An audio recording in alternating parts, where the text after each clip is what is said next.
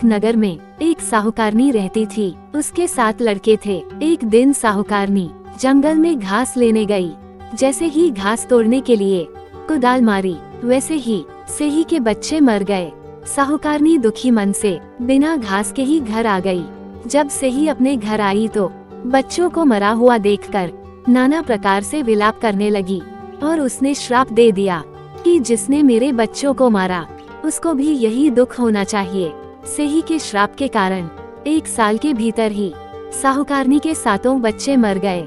साहूकार साहूकारनी के अपने 7 बच्चों को खो देने पर व्याकुल मन से किसी तीर्थ स्थान पर जाकर अपने प्राणों का त्याग करने का सोचा। इसके बाद दोनों पति पत्नी पैदल ही घर से किसी तीर्थ स्थान के लिए निकल पड़े। भूखे प्यासे चलते ही जा रहे थे।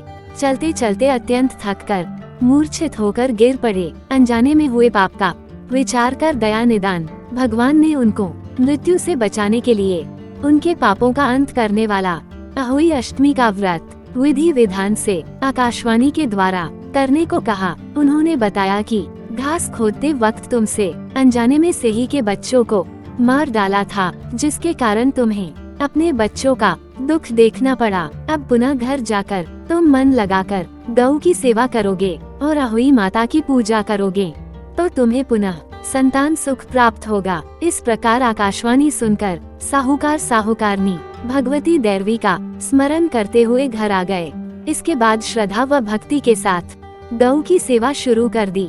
अहोई माता का पूजन विधि विधान से करने से अहोई माता प्रसन्न हुई और उनके 7 पुत्र वापस लौटा दिए। 7 पुत्रों व पौत्रों संसार के नाना प्रकार के सुखों को भोगकर स्वर्ग को चले गयी। तो दोस्तों, प्रेम से बोलिए जय अहोई माँ, जय माता पार्वती। आप सबको अहोई अष्टमी की ढेरों शुभकामनाएं। तो दोस्तों, इसी तरह की अच्छी वीडियो के लिए चैनल को लाइक और सब्सक्राइब कर लीजिए। धन्यवाद दोस्तों।